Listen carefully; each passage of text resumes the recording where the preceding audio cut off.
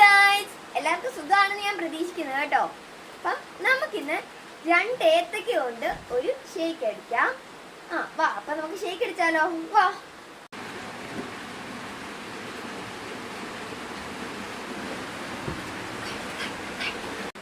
ഈ ഒരു കട്ടിക്ക് മാത്രം പഴം എടുത്താൽ മതിയേ.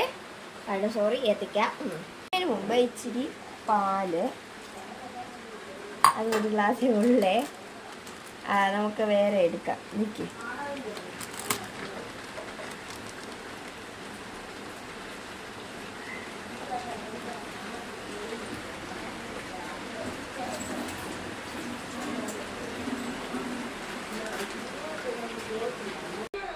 അപ്പം നമുക്ക് ഇച്ചിരി ഈന്തപ്പഴം ഇട്ട് കൊടുക്കാം. 4 ഈന്തപ്പഴമാണ്.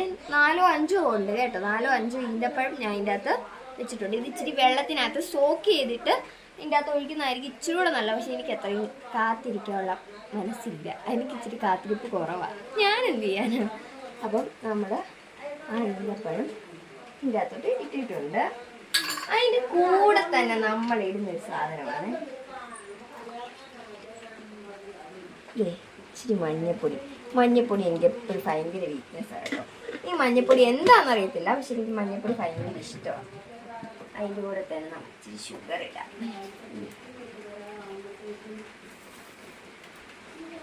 ഞാനിവിടെ 3 സ്പൂൺ ഷുഗർ ഇടുവേ. നിങ്ങൾക്ക് നിങ്ങളുടെ ആവശ്യമുള്ള അത്രയും മധുരം ഇട്ടാൽ മതി. ഒരു 3 സ്പൂൺ ഷുഗർ.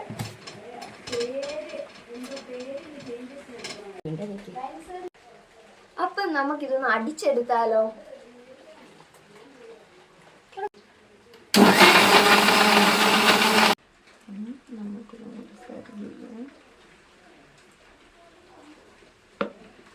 ഒരു ഗ്ലാസ് നമുക്ക് നിറയ്ക്കാനേ.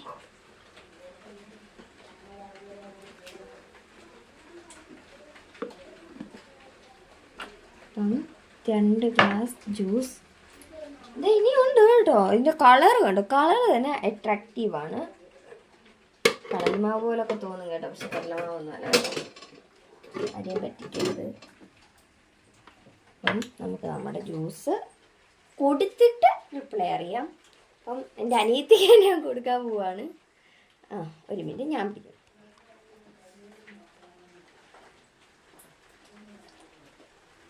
പൊളി. മഞ്ഞപ്പൊടി ടേസ്റ്റ് അധികം എടുത്ത് കാണിക്കുന്നില്ല, പക്ഷെ കളറ് മഞ്ഞപ്പൊടിയുടെ ഇതും ഈന്തപ്പഴവും അതെല്ലാം കൂടെ ചേരുമ്പം ഭയങ്കര ടേസ്റ്റ് തന്നെയാണ്. എല്ലാവരും വീട്ടിൽ കണ്ടിന്യൂസ് ആയിട്ട് ട്രൈ ചെയ്യുക.